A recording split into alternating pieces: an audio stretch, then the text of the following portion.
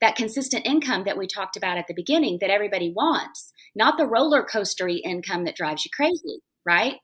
So I decided I know how to do this. I developed 10 strategies by myself that all layer together to grow your email list without paid ads and without me telling you to go create yet another free lead magnet. Hey y'all, and welcome to the Cashflow podcast, where we're going to talk about everything related to the money in your small business. I'm your host, Pam, and without further ado, we're going to jump right into our episode. And here we are again. Welcome to Cashflow. I'm so glad to have you here, where we talk about a couple of things, which is money in your bank, mindset about your money, and the real importance of relationships in our Know Your Map series, which is what we're going to talk about today with somebody I'm so glad is on my relationship map. We have Tracy Lane Beavers. And we've just been talking, and I actually just said, I'm going to hit record because I want to continue this conversation. But Tracy has over a decade of experience as, of all things, an insurance claims investigator. And there sounds like there's some really awesome stories about that. But what that really led to is a wealth of knowledge about how we function, people, when there's a stressful situation and there's money involved and there's need involved. So her expertise really lies in helping people get through complex challenges and offering kind of a clear path forward, because she learned it in the belly of the beast, in insurance and people dealing with things going on in their lives that are pretty dramatic. But now, thanks to a story she'll tell us, she's an online business coach. And I can tell you personally that she's positively impacted the lives of a lot of entrepreneurs, those she's coached and those she's haven't. I have not been a coaching client, but she has had a big impact on my entrepreneurial journey. But she specializes in simplifying the complexities of business, right? She helps her clients really launch the memberships, group coaching programs that'll bring the consistent income. We're all used to those spikes, but she really focuses on getting something in place that makes sure that income is consistent for you. And she exemplifies that in her own business day in and day out, which is another thing I'm going to ask her about. You definitely want to hear. And mostly, though, it's her passion, which you're going to pick up. She is absolutely passionate about what she does for her clients and giving them a really straightforward route to their goals. 9 times out of 10, that comes with igniting their motivation and getting them to do the things that will help them succeed. So without further ado, I want to welcome you, Tracy. I'm so glad that you decided to do this with us. Thank you, Pam. I am thrilled to be here, and you've impacted me as well. I know, I'm not one of your clients either, but I feel like I am, because I It's have a mutual.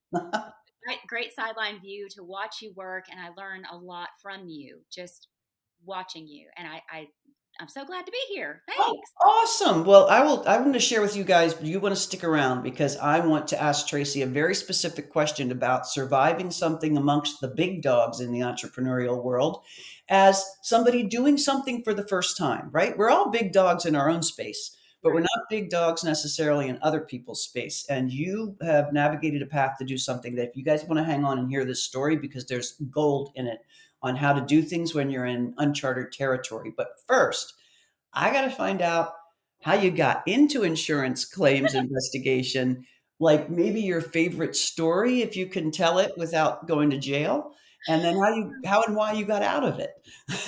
Yeah, it is an interesting story. So, you know this about me, Pam. I'm old enough that my parents said, you graduate high school, you graduate college, you get a job, any job, you're thankful for the job, you sit in the cubicle. If you love the job, great. If you Mm-hmm. don't, you just got to suck it up.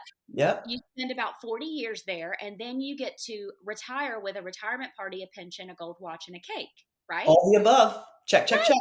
Yep. And so there I was working for State Farm, first job right out of college. In fact, I didn't even know what a claims investigator was when they came to campus to interview. I was a marketing major, and Oh my gosh. I called, but I needed a job, right? Because I was graduating.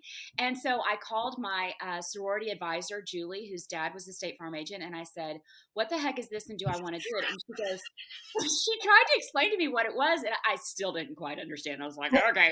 And she goes, well, it's going to be really interesting. And then you would be an asset because you're a people person and you care about people. And I think you'd be really great. Anyway, so I got the job. Massive education, massive training from State Farm. They did a beautiful job. Oh, Property, good. when I first started out, I was doing claims on houses. So I was climbing roofs, hail damage, hailstorms, dispatch to hurricane place, you know what I mean, tornado places and all Jeez. that. Yeah. So you went in where there was real distress.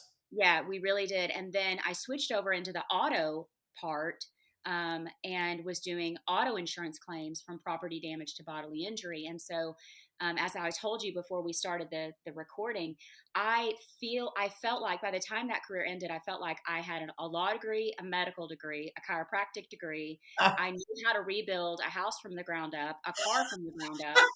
I knew how to calculate the speed of your car based on the length of your skid marks. wow. I knew how to find people that didn't want to be Oh, found. that's right. Yeah, when I say I'm a trained investigator, I'm not, people think I'm kidding. I'm not kidding. I can figure out a crime and I can find you if you don't want to be found because they Wow. I love this. well, we had to track down witnesses, and some Yep. of these witnesses were not here in the country legally and weren't really jazzed about talking to anybody, thinking that we might be from, immigration. Oh, right. You could, You know what yep. I mean? They had good reason to hide. Yep. For sure. And then I was in the courtroom a lot. Testify. I remember the first time I testified, I thought I was going to pee my pants. I was so nervous. But my manager at the time, one of the best bosses I ever had, taught me two things. He said, Tracy, you don't ever let anybody rush you. And he said, and you remember that you are the expert. It doesn't matter if there's a judge and an attorney or a doctor testifying. You know that file inside and out better than anybody in that room. And I was like, okay. And so those two things have really stuck with me. Don't let I'll anybody. bet they have. I'm writing those down because that's a good reminder every morning. Yeah, you're the Wow. expert. It doesn't matter if the person you're talking to has more degrees than you, has more followers on Instagram than you, makes more money than you. I have to remind myself of that too. We've talked about this, Mm-hmm. the crap that goes on in our heads sometimes. Everybody's. Yep. And I just have to go back to that. But he was the best, one of the best bosses I ever had for that Wow. reason. And so, I would be at deposition and the attorney would not be, and I would have to halt it and go, hold on, you're not asking the right question. I mediated my own cases. I arbitrated my own cases. I mean, it was exciting, but it ended because what my parents told me wasn't true, that I wasn't going to have that job forever. Ah, ah. We hit the decade where, I'm telling you, in 2005, the wheels fell off the bus in corporate America and yeah, they started saying words like right size, downsize, restructure. And for us, it was because of technology. yeah. When I started that job, I had a four-fold ladder, a Polaroid camera, I right? love that. And I was hand drawing a lot of stuff and I was driving down to the police station to get the reports, or they were Wow. mailing them to us because we barely had the internet. Yep. Yep. And then fast forward 12 years later, I had a digital camera. They were faxing and emailing stuff to us. So really, there was no reason for me to be in this physical location at their claims office in Arkansas. I could have done the job from New York City. Yep. And that's what they realized. And so, to their credit, it saved them millions of dollars by closing hundreds of claims offices across the Uh, country. And I could have kept the job, but I didn't want to move. right. Right. So anyway, it came to a screeching halt, but I might still be working for them if I they leave me love it. alone. And so that's actually a really good point. I want to unpack that a minute. So clearly a pivot point you didn't expect. Correct. And I think that happens to a lot of people. I certainly got laid off once and we sold a company twice. I mean, various reasons over my career that I was looking at I need to get another job. Right. And all of those led me to here. And I love here. And I loved every step along the way, even when it seemed like a tragedy. I'm Right. curious if when that happened in '05, if you felt the same thing. At first, I was so naive. I'm trying to remember how old I was. I think I might have been 35. Mm-hmm. And I really just didn't. I knew I could get another job if I wanted one, but I wanted to take my severance package and put it in the bank and see if Smart. I could be a stay-at-home mom for a little bit and Perfect also pursue timing. a couple of entrepreneurial things. Like my best friend and I decided We were going to represent this really cool purse brand from Hawaii that was all the rage, and we had so much fun. We did not make a lot of money, but we learned a lot, and it was a great experience. But fast forward to 2007, when I realized my marriage was going to end, Ah, and I was like, I've got two little kids. I hadn't worked a real job in 2 years. 2 years. Yep. You did the dreaded stay-at-home mom thing that was so badly judged in the mid 2000s. Yeah. Yeah. And I couldn't afford our house that we owned as a married couple by myself because I had Hmm. no job. I had no money of my own. I had no place to live. And I'll tell you what, at that point, I I I knew that things were going to work out in my gut, but I was terrified because I had no idea how. Okay, that's an awesome moment. I'm going to stop you right there because I bet you that every single one of us have had that moment. And what you just said that I want to reiterate is I knew somewhere in me this would work out. I knew that my definition of enough was going to get me to what I needed, but I had no idea how. And let me Right. ask you a question on that, just because this is fascinating to me. When that happened, you learned something because clearly you got through it, and we'll talk about that next. But Yep. the next time you saw one of those moments where you're like, my gut's telling me it'll be fine, but I have no idea what will happen, are you able to call on that experience and use it? Absolutely. I still have Okay. the mantra that I wrote out because my brain I was such a nerve end at this time. I was going through a contentious divorce. It was bad. Lost your Two, job, I didn't have a job. might lose your home. I was looking for a job. I needed to find a place to live. The kids were upset about the divorce. And so I was at max on my tension level. And what I did was I wrote down a mantra on a piece of paper and I can't remember the exact words. I still have it in my wallet. And Wow. it's something like, all is well. I am safe. Everything is going to work out for my greater good. God works on behalf of those who love and adore Him, or something like that. Mhm. Yep. Literally, as many times a day as I needed to, I would take it out and look at it and breathe and read it. Love that. And I've done that for friends of mine. I had a friend recently go through. I knew she was going to go through a divorce, and I said, I'm going to take a screenshot of this. I'm going to send it to you. Now It's you write perfect. out your own, and you put it in your purse I because that's love really all that. I had. I had no house, I had no money, I had no job, I had no future that I Yep, could that see, you knew about. but I knew that I could hold that piece of paper in my hand, and I knew that I could pray, and I knew it was going to work out. My grandfather always told me, and he was so freaking wise, Pam. He knew all the answers to Jeopardy. He was so smart, and he said, "Sis, you take things one day at a time." Wow. The And smartest thing he ever said. smartest thing he ever said. And I thought, okay, That okay, story gives me chills. It really does because it stripped you down to nothing, but nothing. you had the biggest something of all. There were And days where I just laid in the floor because I couldn't, that's as low as I could get myself physically. yep, And I would just cry.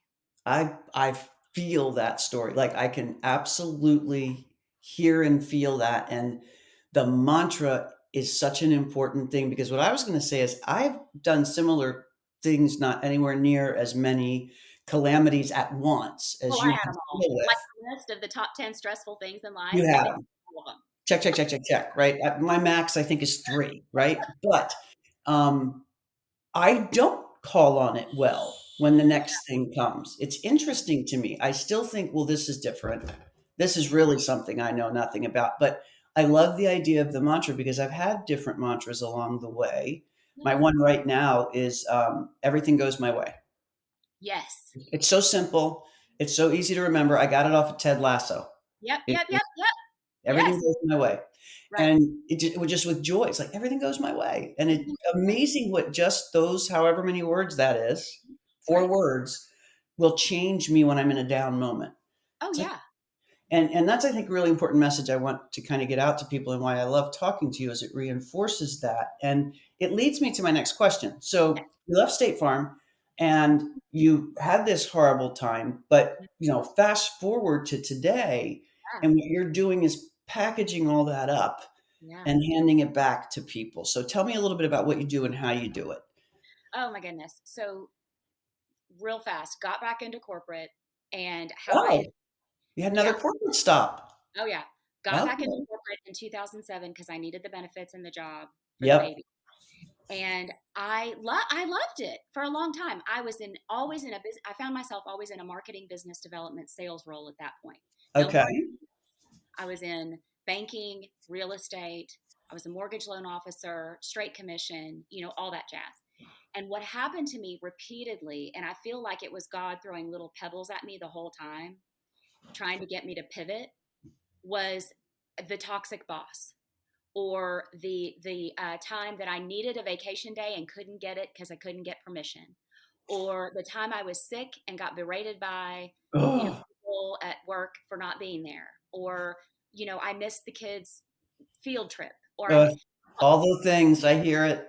Oh, bumped my head up against the swimming pool of corporate to the point where in 2007, no, yes, no, was it 2007? Hold on, what's today? It was 2016. I'm sorry, okay. 2000, Gotcha.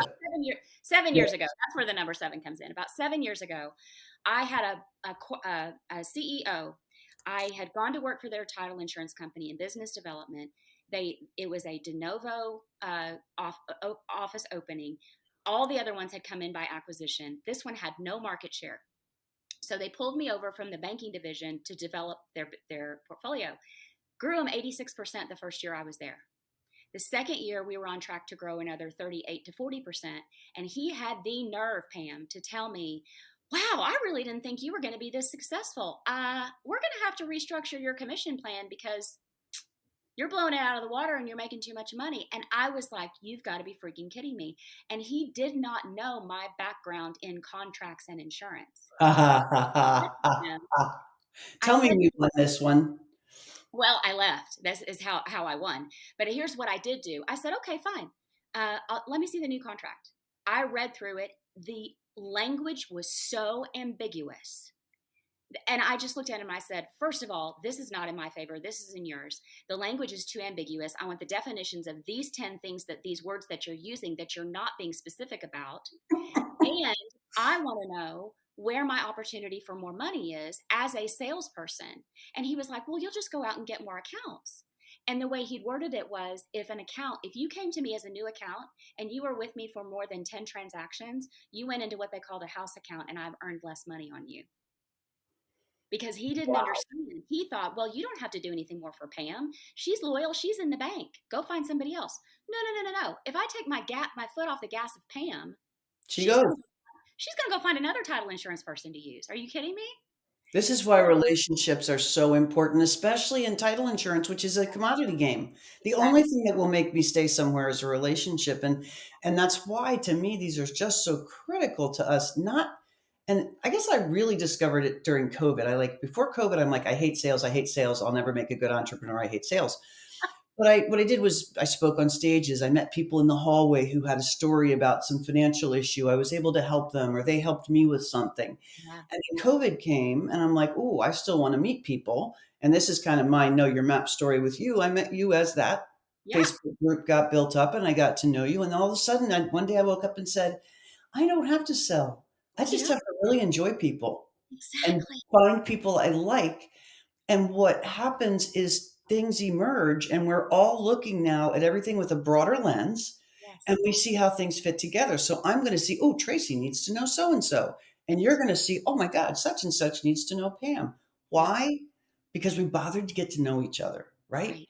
So one of the things that I want to brag on about you, which is what two things. I want to tell everybody how they can really get some amazing access to you. Maybe let's do that first. I want to save the story about how you conquered the giant till the very end because we keep people with it. But tell me a little bit. You have an 8-week boot camp coming up, and I'd love to know what it focuses on and how you help people in that boot camp. Yeah, thank you. So I have it's my 8-week group coaching program, and what excites me about it as a business coach is that what I realized a few years ago was that online entrepreneurs have to have an email list. That's the only thing we own. It's the key to your revenue and your success long term and your This is your consistent. CFO saying that is an asset. Yes, correct. And Okay. it's that consistent income that we talked about at the beginning that everybody wants, not the roller coastery income that drives you crazy, Yep. right? So I decided I know how to do this. I developed 10 strategies by myself that all layer together to grow your email list without paid ads and without me telling you to go create yet another free lead magnet. And so my Wow. week group coaching program Wow.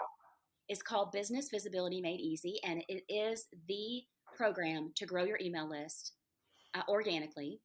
I've got live master classes coming up where I'm going to teach people 4 strategies that they can use that same day. Even if they don't join my program, that's okay. Come get value. Come meet me. Let's connect. And I if love that. it's great for you, that's awesome. But when you leave that masterclass, you're going to have 4 things you can put into place. Beautiful. And those, so tell me, so those 4 master classes are ahead of the workshop of the 8 weeks? Right, right. Okay, So the live master classes are what I'm using as my launch strategy. So perfect. I've got 4 sessions they can choose from. They start October 12th, and Perfect. the actual 8-week program itself doesn't start until October 30th. Perfect. Okay, so if they come to one of these master classes, then they'll find out everything they know about the boot camp. And you had me at no new lead magnets and it's organic and Right, grow the list. right. And because growing the list is all part of that relationship building. So I'm definitely coming to the master class. And guys, we are going to drop everything you need to know about Tracy, not just that, but we'll highlight that, how to get to that master class so that you can be there on one of the days that she's going to run it. So are they 4 individual ones that everybody should attend, or do you do everything at one and they're just offered it 4 times? Offering it 4 times. It's the same master Beautiful. class offered 4 times. So you only have to come once. And, Cool. Well, it's I'll tell you what, if you are a person who doesn't need to build your email list, who thinks you can rely on Facebook or LinkedIn or Instagram to keep their algorithms in your favor, okay. and if you think you can sit behind the computer and just smile at a camera and do social media, don't read any further. In fact, go ahead and stop. Don't look at the notes. But I know that what you've said is going to resonate with almost everybody here because it is the list. The list is the thing. It is. And I know you work closely with Amy on her recent launch as well. And your success there clearly had a lot to do with your list. And this is the little secret I've been keeping from everybody. But I want you, if you will, to tell us about what you just did Mhm. and one takeaway that we could take with us to not necessarily have success doing that thing, but that would just help us with our lists and relationships and our businesses. Right. Yeah, I would love to. What Pam's talking about is my mentor. One of my mentors for a few years is Amy Porterfield. I'm sure your audience knows who she is. Yep. And I unfortunately did not find her first. I paid for some other programs and coaches that promised to teach me how to create a course and launch it. And I did, and I had a little bit of success. And so when I finally found Amy is when things started to click. And her program, Digital Course Academy, was the thing that propelled me. And I created this 8-week group coaching program through Digital Course Academy from everything I Love learned. it. Love And it. and I've launched it using her strategies, tweaking and going, and more success. So that now I do have some 5-figure months. Not every month is a 5-figure month. I'm not going to mislead you. Hmm. Hopefully that'll happen in 2024, but more often than not, my income's pretty good from this. And so Yep. I wanted to represent her. I wanted to partner with her as an affiliate for this Digital Course Academy launch that she just closed last night as of this recording. She opens it up every September. And so this was it wasn't my first time being an affiliate, but it was my first major affiliate launch Got it. of somebody that has, I don't even know. She's made $85 million in 14 years. She's got Yeah. 300,000 followers on Instagram. I don't even know how big her email list is, but she's a big deal. Yep. And so it was my first time representing somebody like that of that caliber and a success. So I was a little intimidated coming in, but what I'm going to share with you goes back to what Pam and I are talking about with regard to sales also, not only email list growth, but sales. And what Hmm. Pam is saying that she's discovered is the key to sales is building connections and relationships authentically and genuinely. And so I'm going to tell you, as somebody who has 20 years experience in sales and highly successful, that that is what made me successful. Huh. Don't focus on the sale. You Hmm. take the sale out of your mind. You take the transaction out of your mind, take Love the it. conversion out of your mind, and you focus on that person in front of you. What do they need? Do you have what they are needing, and how Mhm. can you help them, support them, and build a relationship with them? And then the money comes. This is why we click. That is beautiful. And That's so how I approached my affiliate campaign. I Completely. love it. My conversions, Pam. So I've got an email list of like 2,800 people. Okay. I have a Facebook group that's got 1,900 entrepreneurs in it. My audience broadly overall is probably 15, 20, 30,000 people with followers Okay. as wrapped in. But in large part, so I had 19 people connect with me and want to purchase Digital Course Academy through me as a first time affiliate. Honestly, 19. my goal was I want 5 people. I'm looking for five. I thought if I could have 5 people that want to join DCA through me because they got a free seat in my 8-week group coaching program, and I was so excited about offering them that for free. I thought if I can find 5 people that want to build their email list and I can help them build their course, this could be so great. And so when the numbers started increasing and I started looking at the names of the people that were joining me, I realized in large part they were never on my email list. And you And saw each person. and they were not in my Facebook group yet either. I Wow. met them in the boot camp. In the boot, Love it. yeah. So as a You DCA, engaged in Amy's boot camp very actively. very actively because that's my nature. Just like Mhm. you, I love people. I love connecting. I want to know about them. I want to cheer them on. I always get inspired. So I got into the boot camp so that I could support my boot campers who'd signed up for it Yep. through me, but also so I could watch Amy's team and all the ideas floating Yep. around. I made one introductory post about myself, and Wow. the rest of it was looking at people's comments and posts and helping them. Wow. And before I knew it, I had people following me, friending me, DMing me. They were seeing one of my email list growth strategies with that I'm going to talk about in the live masterclass is how your personal profile can literally grow your email list. And it's something that very few people know they can do. And I'm Wow. thrilled to teach it. But because my personal profile was dialed in so that the minute they hit it, they knew exactly how to land on my list or connect with me, that's where the I love, oh, I can't wait for your masterclass. And folks, the thing I want to point out here is like big dogs were playing in this affiliate game. Like Stu all of them. McLaren was in it because Stu Yes, does Amy's and Amy does Stu's. yeah. Pete Vargas was in it. I mean, these guys have marketing engines that Oh, are departments of yeah, people. right, This was Tracy being Tracy. And I just don't want any of you to lose heart that you can make it in this world by right. being yourself, bringing your value to the table, and just, excuse me, giving a shit about Yes, people.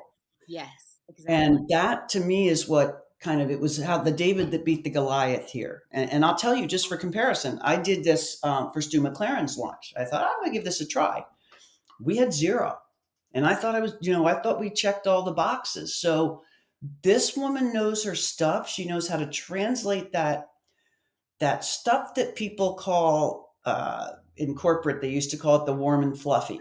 Hmm. It's not warm and fluffy. It's good business. It's business done the right way, which we now have the privilege of doing and did not have the privilege of doing back when it was 40 years and a gold watch. Exactly. So I admire how you did this. I admire how you show up every single day because I know, like all of us, you have the days where you, as you described it, don't even want to get up off the floor. Right. And you did. I'm really glad you did back in 2005 and 2007. Me And too. folks, everything is here right below us in the podcast or on YouTube or wherever you're watching. And make sure to click into that masterclass. I really, really think you will find Tracy as not just engaging and awesome a human, but full of some really good pointers. Like she's got me hooked. I can't wait to hear the 4 things. And I really hope I see you there because I think we can all kind of commune there together and get to know each other a little bit more as well. Yeah, So for I, sure. I hope to see you. Tracy, thank you. I love it that you came on Thank you. Cashflow. I think you are exemplify everything we want to talk about on the Cashflow podcast. Thank you so much, Pam. It's been my privilege. I love you, and I'm so glad we connected. And yes, reach out to me, you guys. If I can help you, please let me know. Awesome. Yeah, all of Tracy's connection information is there wherever she is, as is mine below. I wish you guys a great day till the next Cashflow. We'll see you there. I hope that video was helpful, and I hope you subscribe to my channel for more information on finances in your business.